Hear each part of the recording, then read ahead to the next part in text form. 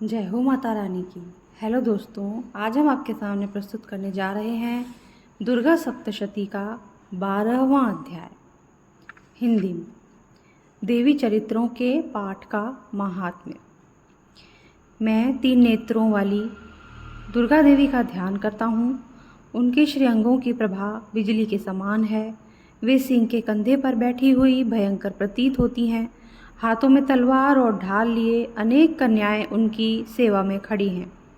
वे अपने हाथों में चक्र, गदा, तलवार, ढाल, बाण, धनुष, पाश और तर्जनी मुद्रा धारण किए हुए हैं। उनका स्वरूप अग्निमय है तथा वे माथे पर चंद्रमा का मुकुट धारण करती हैं। देवी बोली, देवताओं, जो एकाग्रचित होकर प्रतिदिन इन स्तुतियों से मेरा स्तवन करेगा, उसकी सारी बाधा मैं निश्चय ही दूर कर दूंगी। जो मधुकैटभ का नाश, महिषासुर का वध तथा शुंभ निशुंभ के संहार के प्रसंग का पाठ करेंगे तथा अष्टमी, चतुर्दशी और नवमी को भी जो एकाग्रचित हो भक्तिपूर्वक मेरे उत्तम महात्म्य का श्रवण करेंगे, उन्हें कोई पाप नहीं छू सकेगा। उन पर पाप जनित आपत्तियां भी नहीं आएंगी। उनके घर में कभी दरिद्रता नहीं होगी तथा उनको कभी प्रेमीजनों के विछोह का कष्ट भी नहीं भोगना पड़ेगा। इतना ही नहीं, उन्हें शत्रु से, लुटेरों से, राजा से, शस्त्र से, अग्नि से तथा जल की राशि से भी कभी भय नहीं होगा। इसलिए सबको एकाग्रचित होकर भक्तिपूर्वक मेरे इस महात्म्य को सदा पढ़ना और सुनना चाहिए। यह परम कल्याणकारक है। मेरा महात्म्य महामारी जनित समस्त उपद्रवों तथा आध्यात्मिक आदि तीनों प्रकार के उत्पातों को शांत करने वाला है। मेरे जिस मंदिर में प्रतिदिन विधि पूर्वक मेरे इस महात्म्य का पाठ किया जाता है, उस स्थान को मैं कभी नहीं छोड़ती। वहाँ सदा ही मेरा सन्निधान बना रहता है। बलिदान, पूजा, होम तथा महोत्सव के अवसरों पर मेरे इस चरित्र का पूरा पाठ और श्रवण करना चाहिए। ऐसा करने पर मनुष्य विधि को जानकर या बिना जाने भी मेरे लिए जो बलि, पूजा या होम आदि करेगा, उसे मैं बड़ी प्रसन्नता के साथ ग्रहण करूंगी। शरद काल में जो वार्षिक महापूजा की जाती है, उस अवसर पर जो मेरे इस महात्म्य को भक्तिपूर्वक सुनेगा, वह मनुष्य मेरे प्रसाद से सब बाधाओं से मुक्त तथा धन, धान्य और पुत्र से संपन्न होगा। इसमें तनिक भी संदेह नहीं है। मेरे इस महात्म्य, मेरे प्रादुर्भाव की सुंदर कथाएं तथा युद्ध में किए हुए मेरे पराक्रम सुनने से मनुष्य निर्भय हो जाता है। मेरे महात्म्य का श्रवण करने वाले पुरुषों के शत्रु नष्ट हो जाते हैं, उन्हें कल्याण की प्राप्ति होती है तथा उनका कुल आनंदित रहता है। सर्वत्र शांति, कर्म में बुरे स्वप्न दिखाई देने पर तथा ग्रहजनित भयंकर पीड़ा उपस्थित होने पर मेरा महात्म्य श्रवण करना चाहिए। इससे सब विघ्न तथा भयंकर ग्रह पीड़ाएं शांत हो जाती हैं और मनुष्यों द्वारा देखा हुआ दुस्वप्न शुभ स्वप्न में परिवर्तित हो जाता है। बाल ग्रहों से आक्रांत हुए बालकों के लिए यह महात्म्य शांतिकारक है तथा मनुष्यों के संगठन में फूट होने पर यह अच्छी प्रकार मित्रता कराने वाला होता है। यह महात्म्य समस्त दुराचारियों के बल का नाश करने वाला है। इसके पाठ मात्र से राक्षसों, भूतों और पिशाचों का नाश हो जाता है। मेरा यह सब महात्म्य मेरे समीप्य की प्राप्ति कराने वाला है।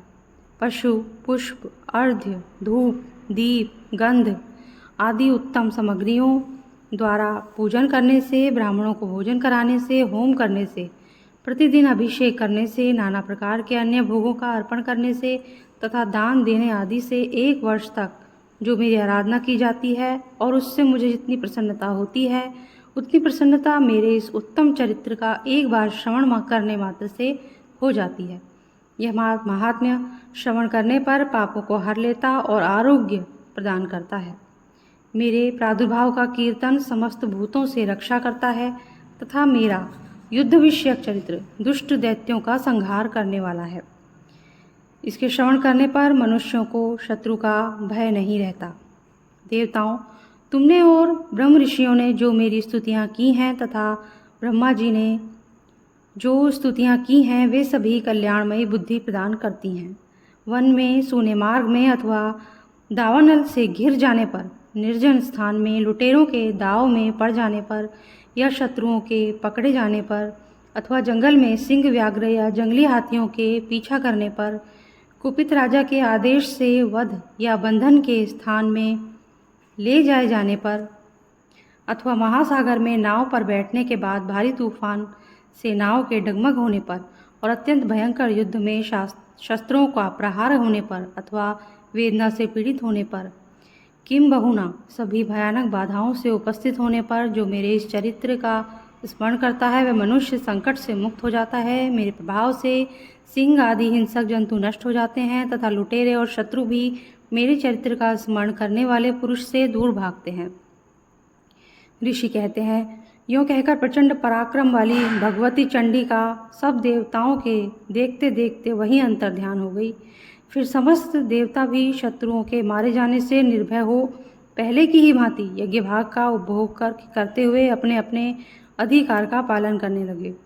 संसार का विध्वंस करने वाले महाभयंकर अतुल पराक्रमी देवशत्रु शुंभ तथा महाबली निशुंभ के युद्ध में देवी द्वारा मारे जाने पर शेष दैत्य पाताल लोक में चले आए। राजन, इस प्रकार भगवती अंबिका देवी नित्य होती हुई भी पुनः पुनः प्रकट होकर जगत की रक्षा करती हैं। वे इस विश्व को मोहित करती हैं, वे ही जगत को जन्म देती हैं तथा वे ही प्रार्थना करने पर संतुष्ट हो विज्ञान एवं समृद्धि प्रदान करती हैं।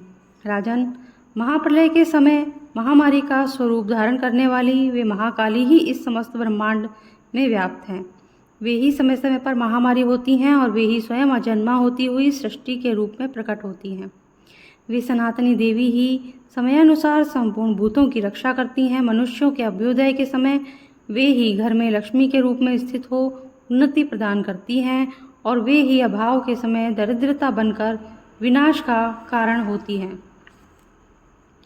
पुष्प, धूप और गंध आदि से पूजन करके उनकी स्तुति करने पर वे धन, पुत्र, धार्मिक बुद्धि तथा उत्तम गति प्रदान करती हैं। इस प्रकार श्री मार्कंडेय पुराण में सावर्णिक मनवंतरी की कथा के अंतर्गत देवी महात्म्य में फलस्तुति नामक 12वां अध्याय पूरा होता है। अगर आपको अच्छा लगा हो तो लाइक कर दीजिए और अगर आपने अब तक मेरे चैनल को सब्सक्राइब नहीं किया है तो सब्सक्राइब कर दीजिए, बेल आइकन प्रेस कर दीजिए ताकि हमारे आगे आने वाले वीडियोज़ भी आपको आसानी से मिल सके। Thank you. जय माता दी।